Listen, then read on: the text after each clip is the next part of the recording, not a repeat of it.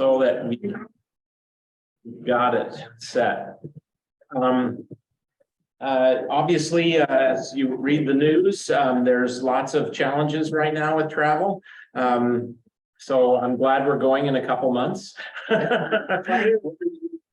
What's that? Fires in Greece, the heat. It's like in Athens, it's over 100 degrees right now. It's like 105. So 2 people in waiting room. Cool. Let's get to my participants in waiting room. Joanne is back. It's 105 right now. Oh, geez. 105, huh, Ed? Wow. So we're going at the right time. My daughter was, there's Sandy. So my daughter was in Italy about a month ago for a special wedding, and she actually got heat stroke. So because she had nowhere to go, there's no air conditioning, and it's a long wedding. It was outside, and she was okay until afterwards, and then man, it hit her like a. So, hey Sandy. I was doing the same thing. I was eating as well. Okay, so we're finally good. I don't know why that other link wasn't working, but this one is. So we're golden. We can share my screen now. Would be nice. Thank you very much. Okay. Oh gosh, we haven't got any sound. Let's see, Kathy. The Havers wanted to join in.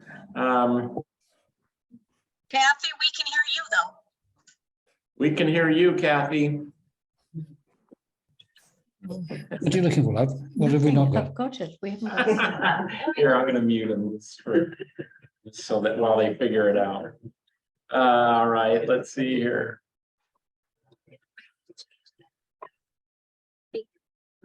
Right.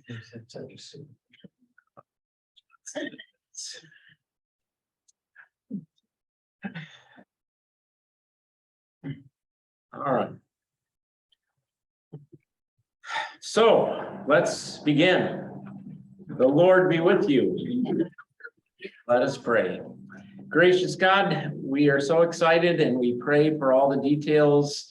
We pray for your Holy Spirit to watch over our preparations and help us as we get closer.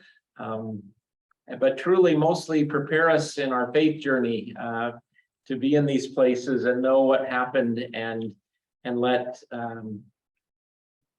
let you bring greater depth and life to our story and the biblical story and how our story connects to the biblical story. So certainly be with us today as we look at Paul's message to the folks in Athens so long ago. And we pray this in Jesus' name. Amen. So we've got our 3 goals. Don't forget those. We're going to know the life of Paul and the content of his message. We're going to connect with places and moments of our faith's beginning, and we're going to really connect with each other. We're going to worship God. We're going to strengthen our faith. All of that is a part of what we're going to be up to here. So we're going to be in Acts 17, chapter 17 today. And we're going to, which is our first stop in our journey. Actually, let's take the folks at home out of our picture for just a minute. So it's not the first spot that Paul preaches, of course, but it's going to be our first visit. We're going to fly into Athens. We're going to have some time to tool around the city. Why do I have my mic still on? Don't need that. Tool around the city, and then the next day we're going to go to Mars Hill and the Parthenon and lots of places. And so I really want you to be very familiar with this sermon so that day we can unpack it even more as we hear it. And our guide has some, I'm sure, things to share with us about it. So I can tell you, now that I look at this slide, that Kathleen is busy making the website page, and that'll be up this week. And it'll have all of the PowerPoint presentations in Adobe format, in PDF format, and other helps that I'm putting on there for you. Paul's timeline, this timeline that you're seeing, all of the slides of Paul's address. And so I just put this up here to help you see where it is in the picture of things. We're going to be in these areas in Philippi and in Thessalonica. We're going to be in these locations, and then we're also obviously flying into Athens. But this is where the sermon that we're going to hear about today happens. It's really about midway in Paul's ministry and career. Here's a map of it. So, this is what they call the second missionary journey, because basically he went to Jerusalem, and then when he takes off from Jerusalem, it's considered another trip, kind of. So up through Asia Minor, Galatia, up in here, and then Philippi, Thessalonica, Berea. I believe this is where some of the monasteries are that are up on the rocks that we're going to see. And then we're going to see Corinth and Athens. Corinth now, of course, is still a bit large city and now has the channel that they cut. It was actually tried by the Romans to do it. Yeah, it is. They tried to do it, and then 1900 years later, it was finished. So they made attempts. So what this made Corinth, of course, was a hustling, bustling seaport, because they would stop there, unload everything, put it on, carts and stuff, and take it across this into this other part to save having to go around this whole area. But we'll talk more about that when we talk about Corinth. So we're going to talk about Athens today. So that's where we are. Let me go to let's see. Let's not do that.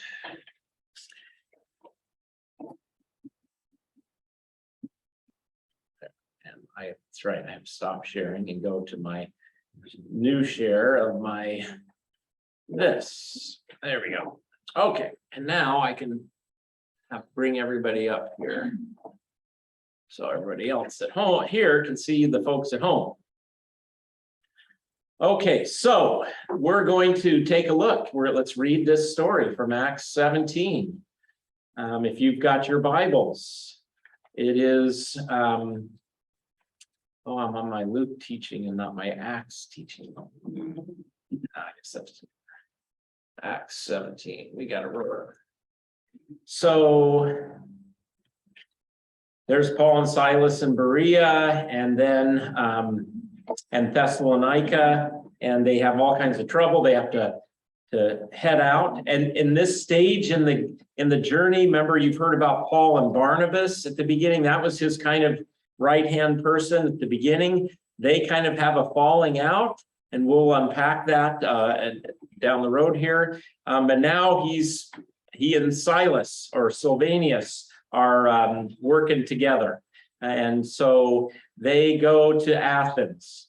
So that's where we're going to pick up. Let's see here. Verse 16. Now, while Paul was waiting for them at Athens, his spirit was provoked within him as he saw that the city was full of idols. This is, okay, remember, this is Luke's narrating, second volume of Luke in the Acts of the Apostles.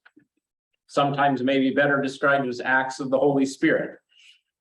Nonetheless, so he reasoned in the synagogue with the Jews and the devout persons, and in the marketplace every day with those who happen to be there. So interesting, there's Jewish people in Athens. And we're here about in the synagogue. So there was a synagogue in Athens.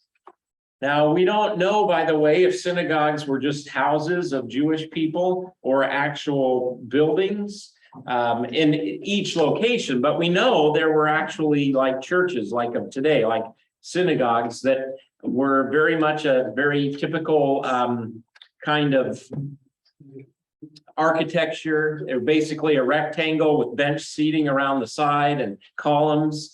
And so perhaps, I'm not sure that they've excavated a synagogue in Athens, but synagogue means gathering. So it could be in people's homes. I'm sure some people's homes functioned as synagogue. So he reasoned with the synagogue of the Jews and devout persons, and in the marketplace every day with those who happen to be there. So he's in the religious place from the Jewish side of things, and then he's in the marketplace.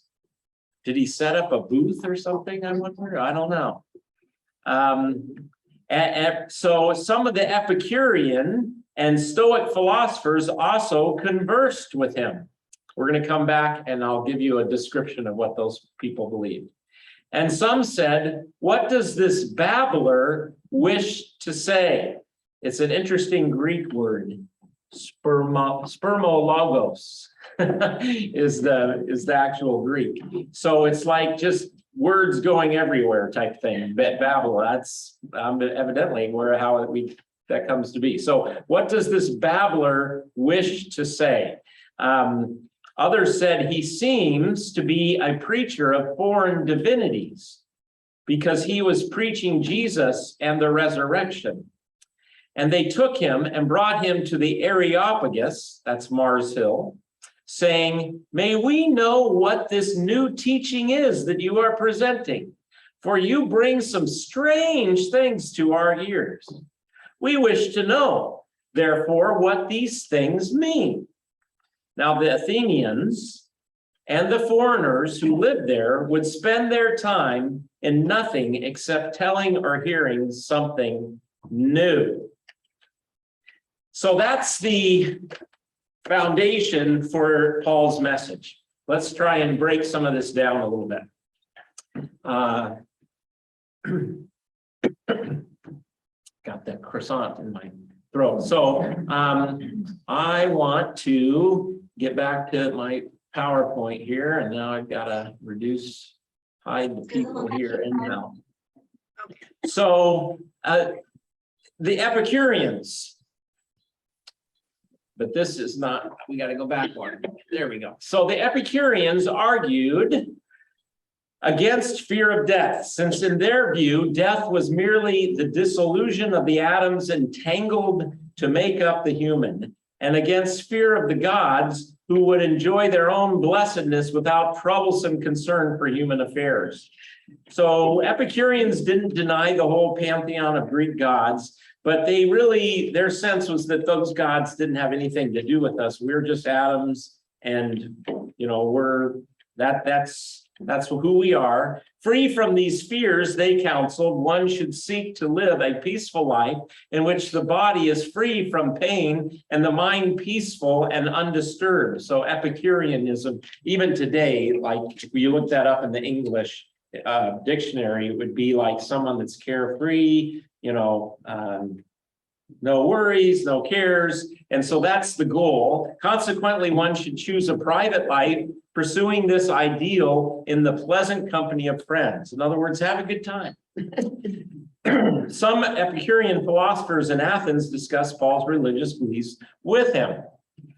Since everything, okay, so that's the Epicurean philosophy. Now, what about the Stoics? So Epicurean, different than Stoics. So as I recall, the Stoics get their name because they would debate and talk about their ideas in the Stoa, the part of the Greek architecture, or even the Parthenon, where you got those big, beautiful columns and whatnot. But this is just a snippet from, by the way, this is Harper's Bible Dictionary that I'm reading from. Since everything that happens to people was determined, the only way in which individual could control their lives was to control the passions governing how external events affected them. Control of oneself was the avenue by which humans showed their freedom and superiority to fortune. One of the most famous Stoic, philosophers of the first century, how do you say that name?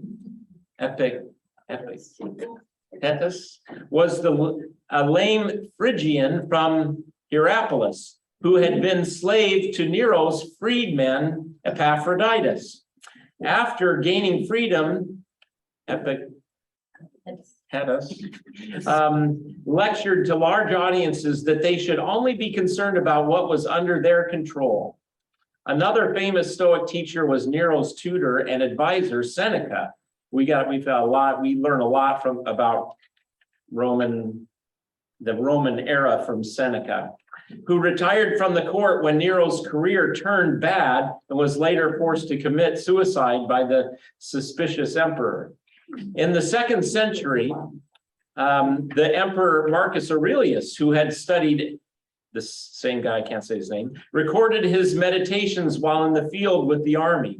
Stoicism did not hold out hope for life after death, but sought to call people to identify with the divine reason immanent in the cosmos. So divine reason, the logos. This is in the Greek world, and you think about Plato and Aristotle, and the logos was very important to them. It's the way the world is ordered. It's divine reason. Your intellect is really important in that. Some Stoic philosophers in Athens discussed Paul's religious views. So there's a little bit of the Stoic and Epicurean kind of, I guess you could say, background. So these you've got Stoic philosophers and Epicurean philosophers. So these are not necessarily in complete harmony with each other, but maybe the thing that holds them together would be what? Kind of being free from normal earthly everyday cares and concerns.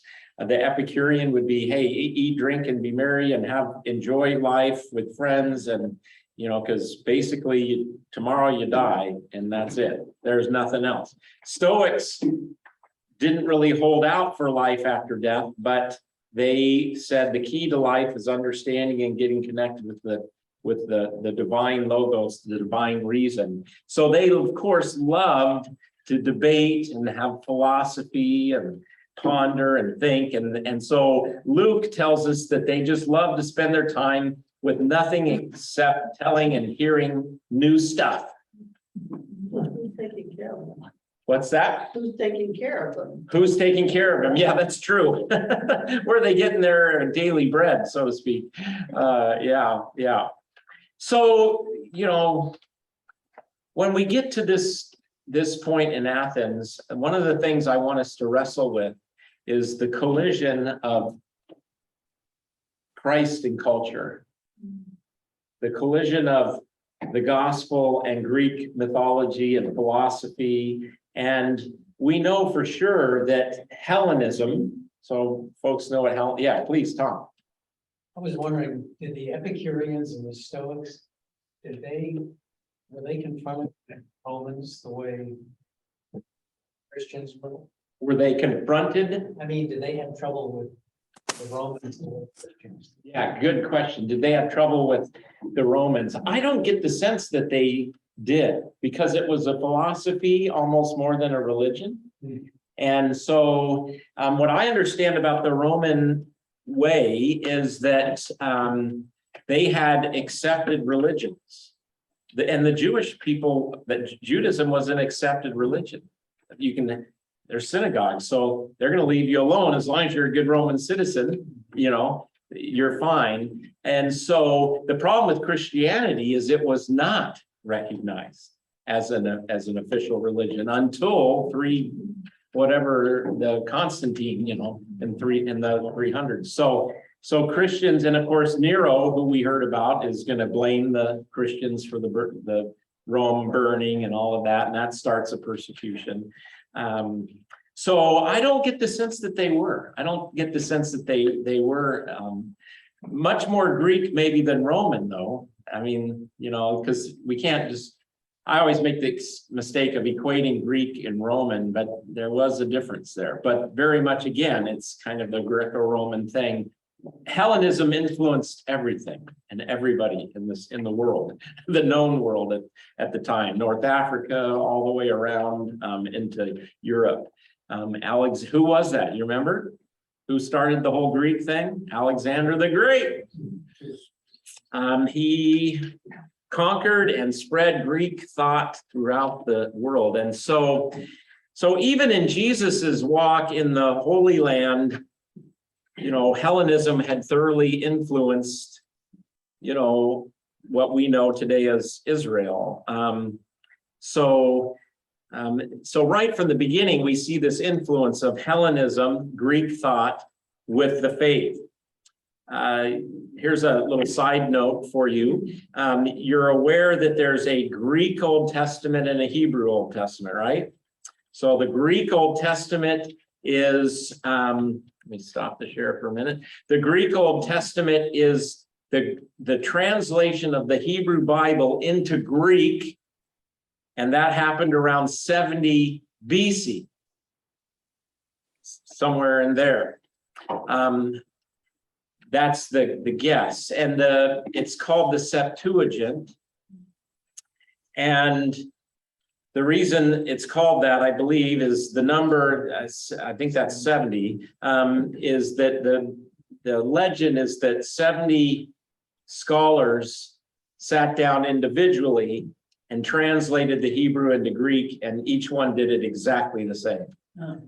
That's the legend or whatever, which, see, that gives the Greek Old Testament more authority, because it was divinely inspired almost, right? So we have that Greek Old Testament, and then we have the Hebrew Old Testament. There are books in the Greek Old Testament that are not in your Bible, but are in the Catholic Bible. First and Second Maccabees, Enoch, go on and on. There's quite a few. And that's because those were in the Greek Old Testament, but not in the Hebrew Bible. The Jewish people of Jesus' day did not consider them scripture like they did. So when Martin Luther comes along 500 years ago and he says, what are the books? They leave out those, which are called Apocrypha, those books that are in the Greek Old Testament, but not in the Hebrew Old Testament. So that's why the Catholic Church has a little different Bible than the Protestant churches do. Luther believed they're very important for reading because they help us understand the years leading up to Christ, but they're not on par with Scripture. And if like our Catholic brothers and sisters would say, well, wait, they're in Codex Sinaiticus, which is a Greek Old Testament and New Testament complete Bible, oldest one we have, and it goes back to the early 300s AD. They're in that Bible, and we would say, yeah, we know, because that had the Greek Old Testament, but we're going to use the Jewish people's Old Testament, which did not include these other books, these additional books. Why did they not include them? Because they were very Greek. They were very Hellenistic, that you could see the influence of Hellenism on these books. And so Jewish rabbis of the day said, they're just not on the par. So I go into all of that to tell you that when we're in Athens, what we're going to see is the history. And the one thing I want us to really wrestle with is, what is the core of the faith? And then there's culture. And every people, are given the core gospel, but they flesh it out different. I mean, worship looks a little different in Africa than it does here, and so, but that's kind of superficial stuff. But what about Hellenism? What about Greek mythology? How does that connect with Jewish, Hebrew, Christian thought? And so we're going to wrestle with that as we now read what Paul has to say to these Greek philosophers. So let's go back to the text here. First, let me pause and see if anybody has any comments from home or in-house about what I'm talking about, or questions so far. Yes, Kathy. It seems kind of odd to me that, given what you told us about Epicureans and Stoics, that they live for discussing new stuff. Yes. To just kind of do their own thing rather than. Right. And yes, and thinking back to the philosophy that they were taught, Yeah, no, good. This is what Luke says about these folks. Now, Athenians, of course, would spend their time nothing. So maybe though, that you've got let's see, go up here. So he reasoned, some Epicurean and Stoic philosophers also converse with him. So maybe this is what's happening in the marketplace. But now all the Athenians, they just in particular love new stuff. That's what they wanted to study. So it may not just be the Epicureans and the Stoics we're talking about. But I agree with you. The only place maybe that really would lend itself to something new is it's a head trip. It's philosophy. And what do you want with philosophy? Hey, I want something new to think about. Is it like education? Sure, a little bit like education. It makes me think about something C.S. Lewis said. He said, for every new book you read, you should read 6 old ones. Because he felt like, oh, Sorry. no, which part did you miss? And who was it that asked? That was your phone. That was somebody at home. That is too good. Roberta's phone just said, I didn't understand that. It's your phone. Yeah. Yeah. What was that, Tom? AI has a long way to go. And AI wants something new. So, but yeah, C.S. Lewis felt like we had this bias for new stuff. And he just said, there's a lot of problems with the old, but we should have a good balance there at the very least. So I love that. PB. Go ahead, Mike. Well, one observation on Epictetus. Fiona happened to give me one of his books, and I've been reading it. But it said that he was among a handful of pagan authors approved for reading in the early church. He was esteemed as a natural soul of Christianity. Anyway, he was adopted by many of the early church writers as somebody to read and follow. Interesting. So we're going to have to dig into more of what this person taught. So, and you're going to be our expert because you're reading the book. Not sure about that. Interesting. Yeah, good. Jane, you were also chiming in. Oh, just, the quote. This made me think that today there's such a, read the latest books that come out and everything, and nobody wants to read the old stuff anymore. Even young people, they want to read all the new stuff and feel like they're really Cutting edge. well educated, but they don't want to read the Bible because that's passe, right? That's passe, that's old stuff, or the classics, or yeah. Interesting. But I think it's also interesting then, so what you're saying then is that the Athenians, their adrenaline rush was not extreme sports like it is nowadays. It was extreme thought. Yeah, absolutely. And that was really the mind, that was the height, that was what you'd aspire to. Absolutely. Yeah. And so what do they think? It's so strange to our ears. We wish to know, therefore, what this means. And Luke tells us he seems to be a preacher of foreign divinities because he was preaching Jesus and the resurrection. Like, what is this resurrection thing you're talking about? There's this big disconnect. They think he's talking about some foreign deity, maybe called the word for resurrection in Greek is anastasis. Let me see if I can say it right. Anastasis. And so there was, is this like some god? Anastasis, is this a god that he's talking about?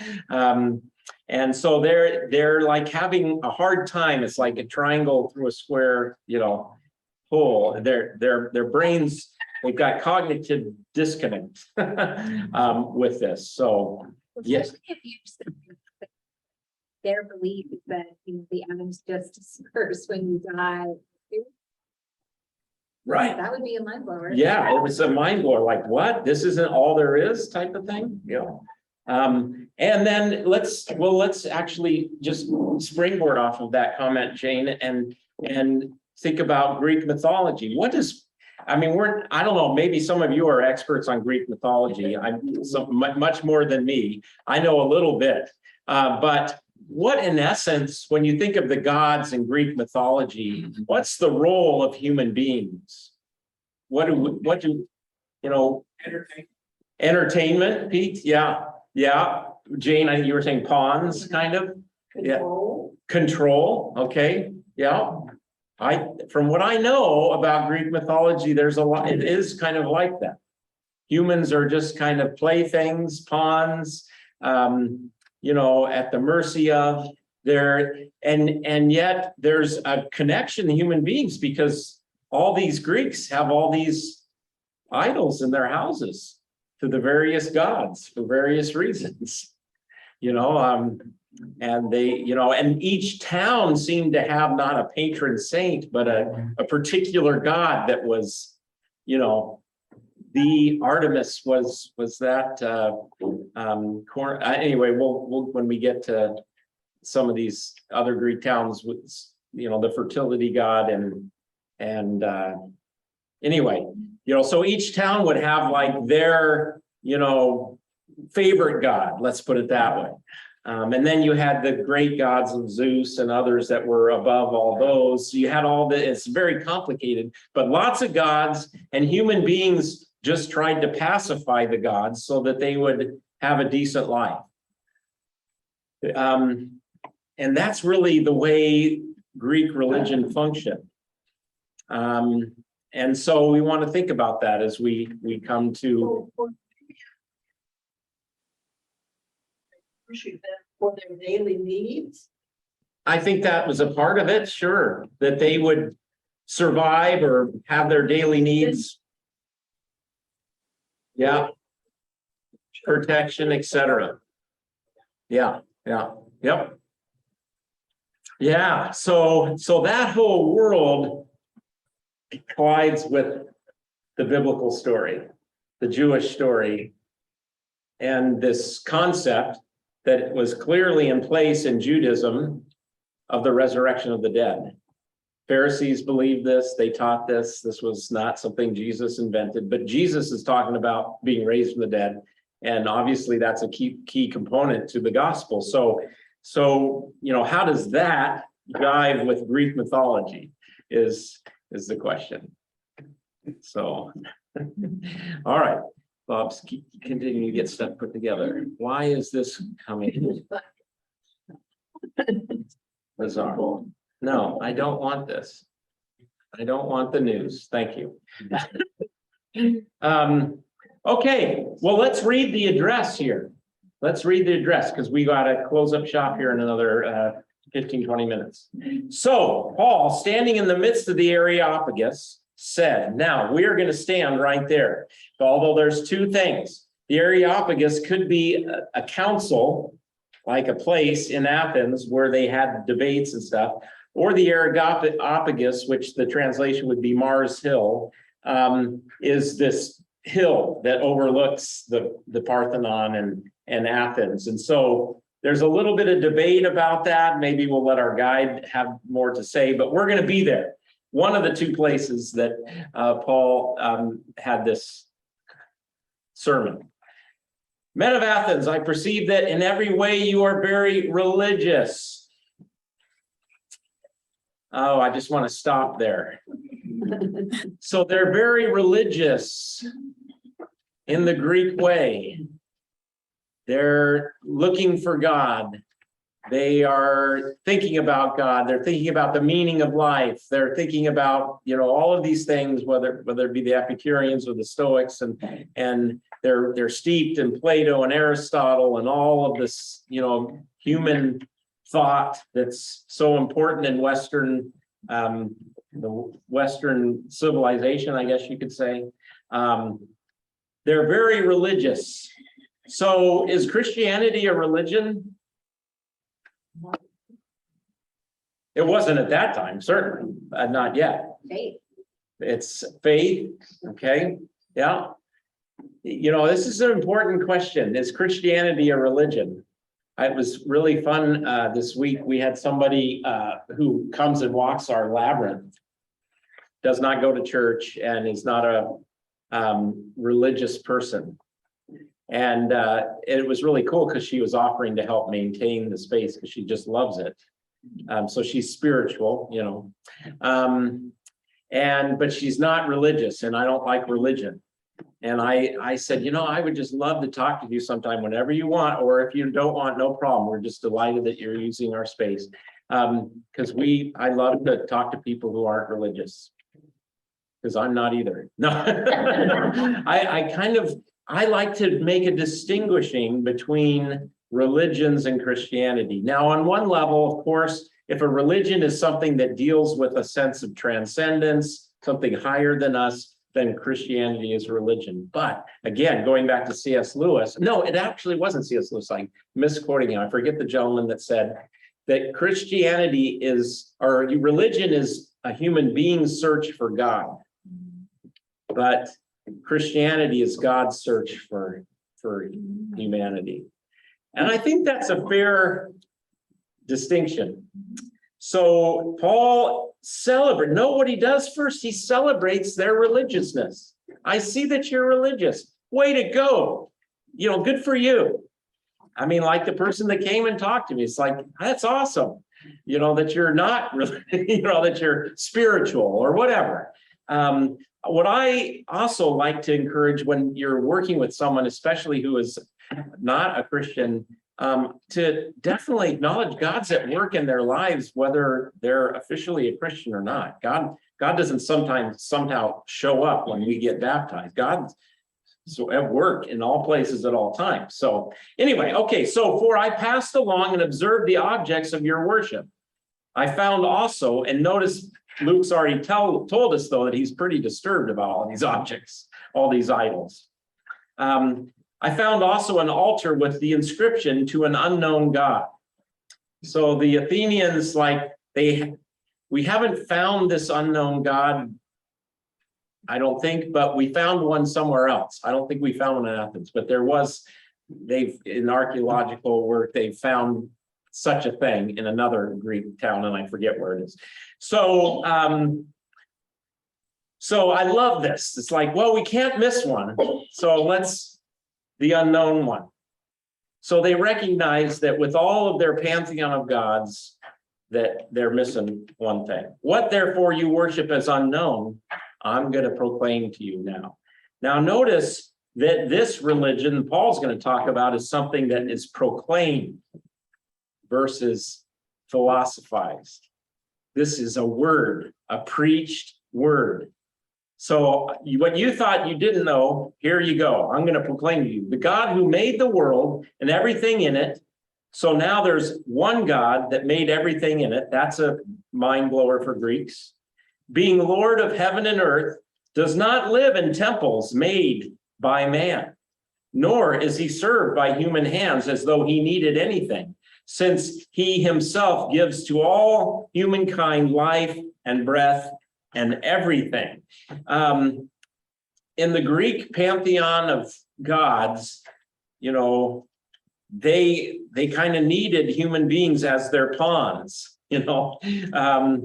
and so again, there's Paul's like, okay, this is different. Open your thinking here. And he made from one man every nation of mankind to live on all the face of the earth. So Paul is saying there's one God who created everything, and he created human beings, and from that person has come all the earth. Having determined allotted periods and the boundaries of their dwelling place, that they should seek God and perhaps feel their way toward him and find him. Yet he actually is not far from each of us. So let me just pause and make a couple statements, and then we'll get through the rest of this, and then I want to hear from you some of your insights and thoughts. I feel their way. Some English translations use grope, like, you're groping around trying, like in the dark, you might bump into God, somehow you're searching. And so he's in essence kind of saying to these Greek Athenians, you're groping around with your head with your philosophies trying to get at God, but and you might find something of God, you might get close, but God is actually not far away. Bette Midler's song, even though I love, it's a cool song, From a Distance, God, actually, no, really close, really close. We live and move and have our being in God, is what he says. In him we live and move and have our being, as even some of your own poets have said, for we are indeed his offspring. So now Paul quotes some of the Greek philosophy. So I got to stop here and help you understand. I didn't have time to make some graphics on this, but pantheism, just say the word, pantheism. Pan means in, theism, God. We are in God. That's what pantheism says. This is very similar to a lot of religions, Eastern religions from India, Hinduism. There is not we are just in God all the time. God's everywhere and we're in God. And Paul actually states that. He kind of says, yeah, we live and move and have our being. God is everywhere. But Paul's going to go on to say the difference is that for us as Christians, there's a separation between us and God. I mean, in some native maybe religions, you know, that you touch that tree, you're touching God. And we would say, no, you're touching what God made.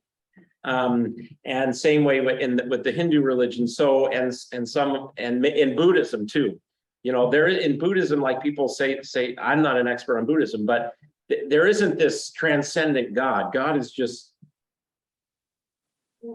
everywhere. And it's kind of impersonal. And so the goal of Buddhism is actually to get out of all these entanglements and get free from, you know, things. And so it's interesting, sounds a little bit like some of the Greek philosophers there. So Paul's going to say, yes, we live and move and have our being. God surrounds us all the time, but we can't quite get to God. See, this is where Paul's going to go now. You know, if you're a pantheist, then think of Shirley MacLaine. Some of you knew Shirley MacLaine, Out on a Limb, her book. You know, you just have to think your way, enlighten your way, and you'll meet God. There isn't a separation. There isn't a problem like we would call sin. You know, if you get the right meditating stuff, then you can get, whether it be the crystal or whatever, you can get to God because God's just all around you all the time. So the only problem is that you're not thinking about it rightly. So if you think about it rightly, you got God. Paul's going to stop before he goes there. Let's keep going. Being then God's offspring, we ought not to think that the divine being is like gold or silver or stone, an image formed by art or imagination of man. The times of ignorance God overlooked, but now he commands all people everywhere to repent. Wait, repent? Be transformed?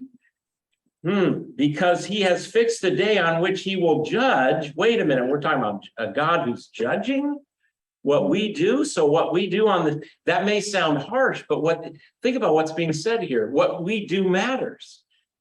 Is what we do on earth matter to Zeus and the Greek gods? No, they don't care. They're going to do their thing and whatever. Human beings can war, do whatever. It doesn't matter to them.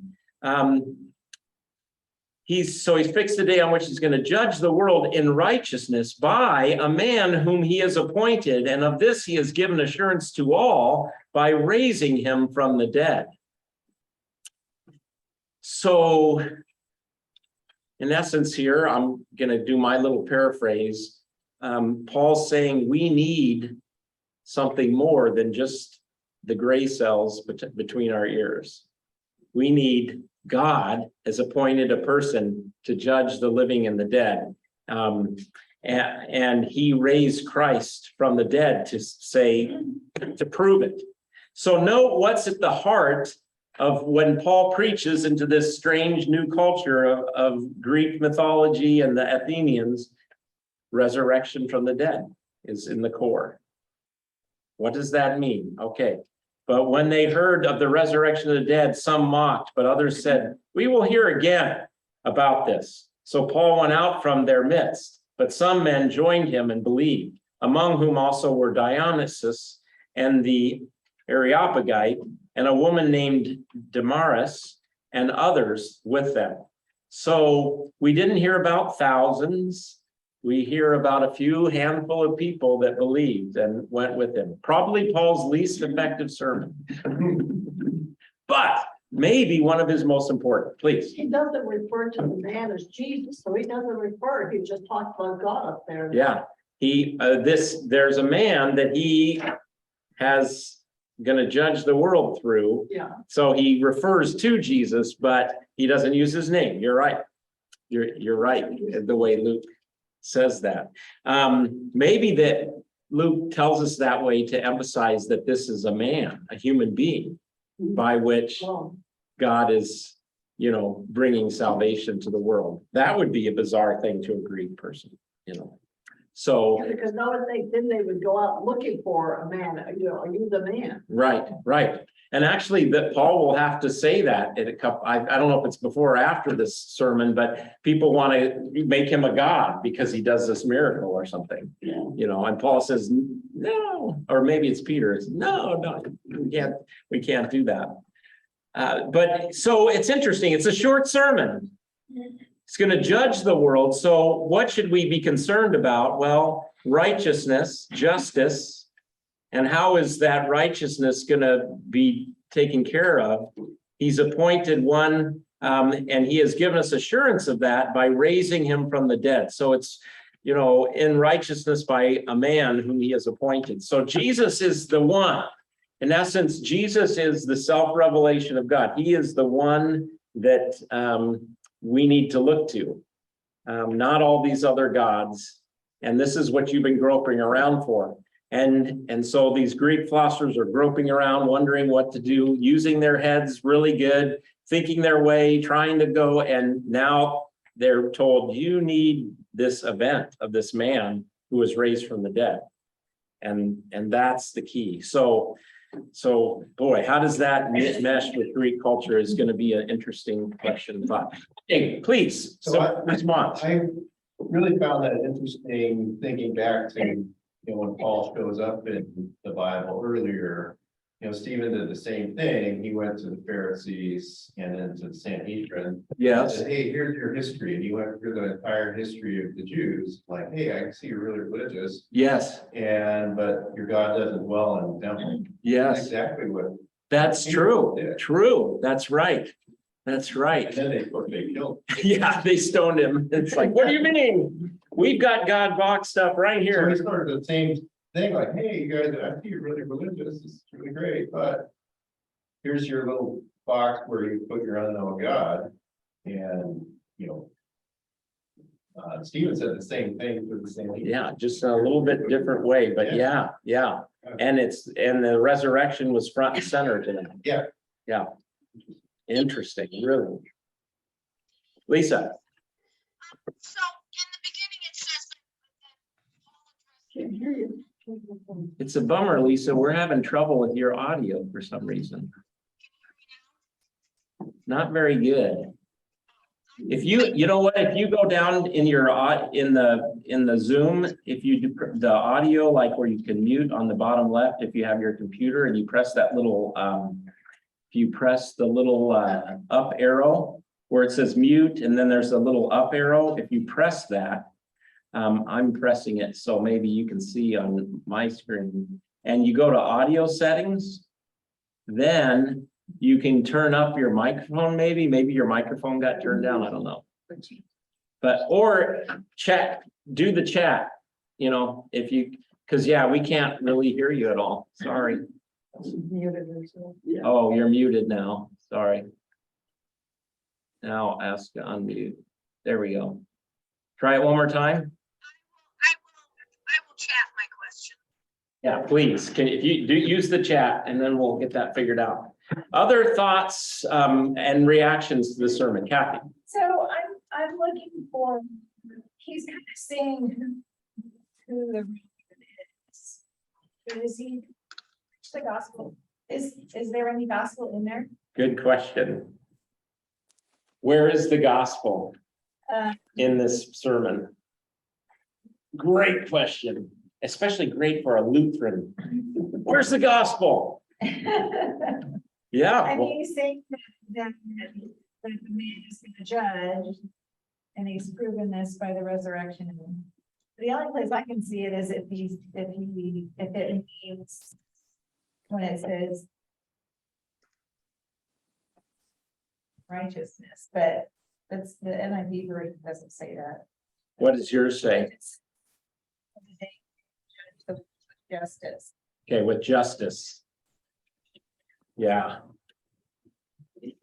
Yeah, yeah, Preaching the good news about Jesus, the resurrection, so the good news is gospel. sure. So up above, we're told in verse 18, thank you, Audrey, that, he was preaching Jesus and the resurrection. So that's what he was preaching, Jesus and the resurrection. And then in this little summary of his sermon, though, is what Kathy's wondering, where's the gospel in Luke's summary of his sermon? Maybe he preached more than just that, but so I want us to wrestle with that. That's great. Yeah. How is this good news? Well, it probably wasn't to them. It probably wasn't to them. Yeah, What- hey, give up your life of philosophy and start doing something. Really interesting.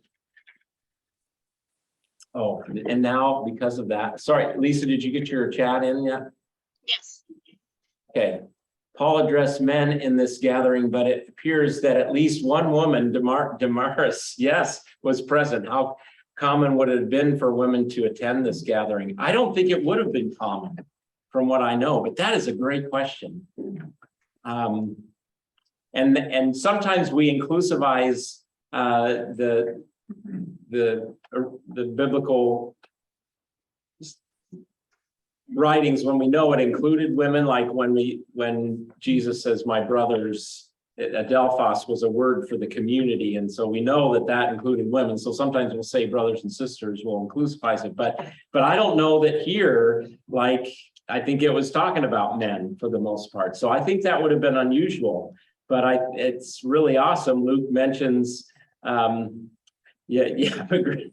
No surprise there, Lisa. Lisa says, so a greater percentage of women got the message. Absolutely, that's great. I love it. I love it. Let me in regard to Jane, your question, and that it wasn't good news to them, or it didn't seem to them, because it says repent first. Repent. Which, remember what I've said about repentance, that's transformation, metanoia. So be transformed. So, and then he talks about, so God's appointed this man by which he's going to judge the world. How is this good news? In righteousness. So let me put up here, let me go back to my projection here, and then I got to hide the folks here for a minute while I read the next. So a little more C.S. Lewis that I thought about. This last one is interesting. So here, the shock comes at the precise moment when the thrill of life is communicated to us along, and again, I can't give you the whole context of this quote, so just hang in there and you'll start making sense of it. Communicated us along with the clue we have been following. It is always shocking to me to meet life where we thought we were alone. Look out, we cry, it's alive. And therefore, this is the very point at which so many draw back. I would have done so myself if I could, and proceed no further with Christianity. An impersonal God, well and good. Okay, so an impersonal God leaves me alone. I get to do what I want to do, and I'll pacify that God and whatever idol or whatever I need to do. But that doesn't crush me. That doesn't, a subjective God of beauty, truth, and goodness inside our own heads. Better still, that kind of God is cool. A formless life force surging through us, a vast power which we can tap.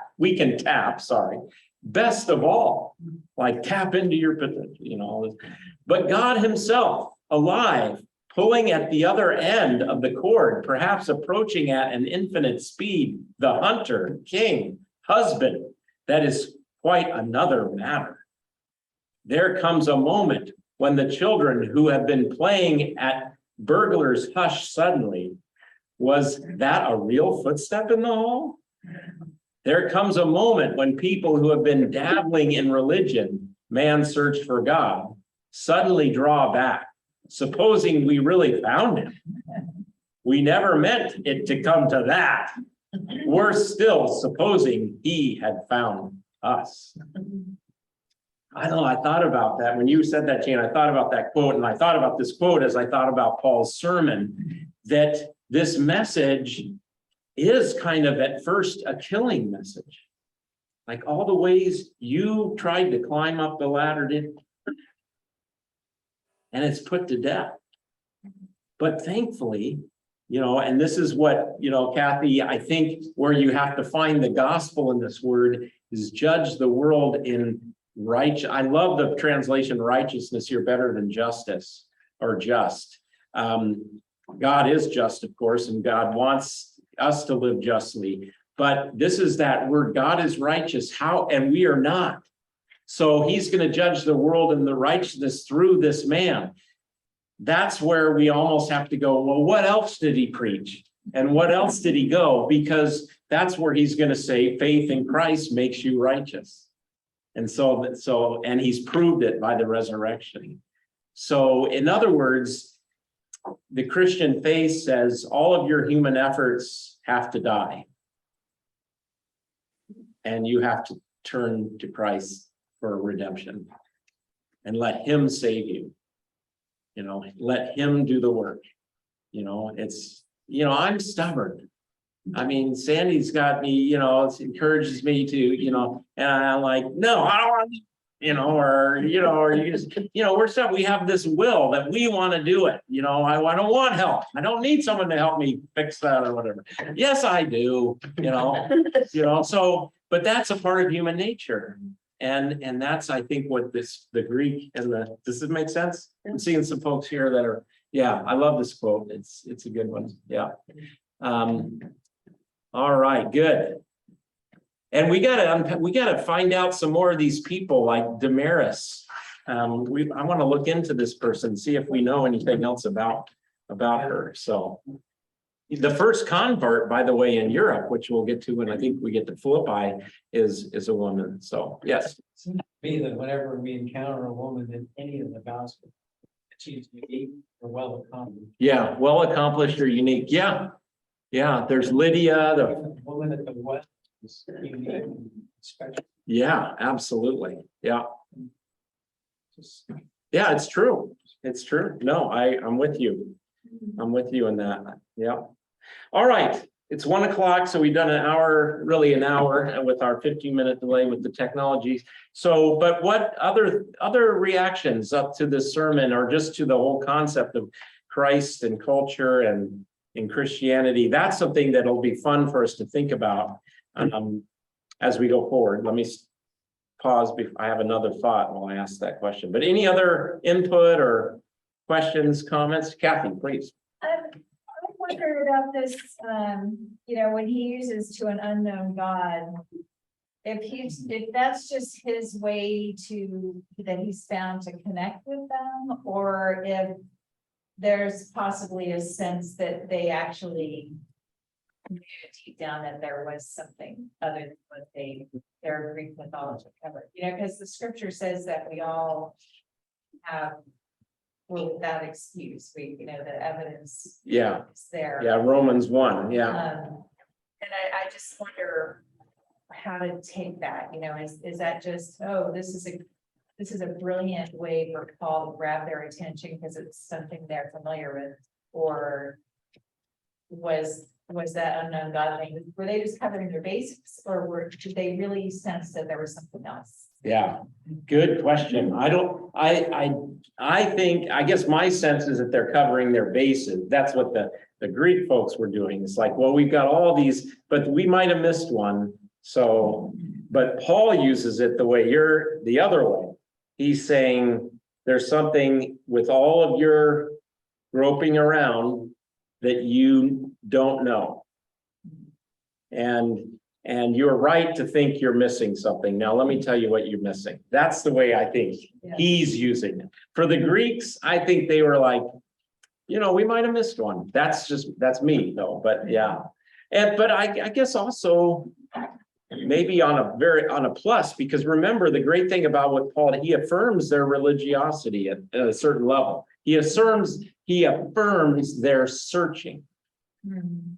So maybe maybe Paul sees in their unknown God that, hey, you're searching. That's good. So I don't know. Yeah, no, that's helpful. Helpful. All right. Anybody else? Thoughts? Okay. Beautiful. Well, I can't wait to stand at the Parthenon with you. Let me finish this way. We're going to see that we're also, when we get into like the monasteries, we're going to look at what's called Byzantine Christianity. And I want to talk some more about that, because what I think I see happening is there's a lot of magic in Byzantine Christianity.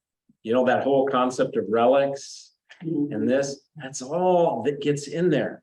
And I wonder if that isn't some of that Greek stuff that kind of starts to move Christianity in a way. When I was in New York visiting Becca in Manhattan, we went to the Met Museum, and fortunately, I think I've mentioned this a couple of times, that there's a Byzantine Christianity display going right there right now, and so all is really cool. But Sandy and Katie went on to all the thing. They just said, "Okay, we'll come back." And we'll see you at the end of the time. And so I'm just there looking at, and there's so many amulets and magic little, it's like the cross started to take on some kind of magic properties. And I was like, on one level, it's so cool because the Christianity is flourishing and going, but it gets steeped in all this kind of stuff. And I just go, and it might not be until, 1,000 years later or 500 years later when Luther comes along and says, all these relics, are problematic, so it's just interesting. So we will look at Byzantine Christianity, its pluses, its pros and cons and weaknesses and whatnot too, but this is really the launching place for some of that. Okay, enough of that. Thank you, everybody. And get out there and take a walk in the sunshine. Enjoy this beautiful day. When is our next meeting? Okay, yes, next Sunday. At this point, if you want to know, I think we're just going to keep going on Sundays after the late service. I think that's what we kind of got to do with the time schedule. I'll look, I should get a schedule to you though. So I'll try and get that on the website as well. So, yeah. So let's go next Sunday. And the readings? I don't know yet. I'll send it to you. Okay. It's gonna probably be, I'm gonna go per day now. Like, so this was our first day, or our third day, but our first day and trip. And so I'll probably go to the next day and we'll do a Bible study on where we're gonna be. I think, which is Philippi, I believe. So yeah. Okay. Go in peace, serve the Lord. Thanks be to God. Thanks be to God. Amen. Right. Let's stop the recording.